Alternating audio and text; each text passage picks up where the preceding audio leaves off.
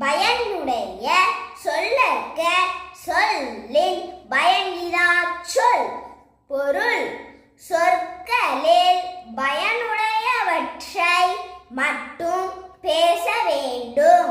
பயனற்ற சொற்களை பேசாமல் இருப்பது நல்லது. நன்றி, வணக்கம். வணக்கம் நண்பர்களே. தினமொரு திருக்குறள். இன்று அதிகாரம் 20 பயனில சொல்லாமை. குறள்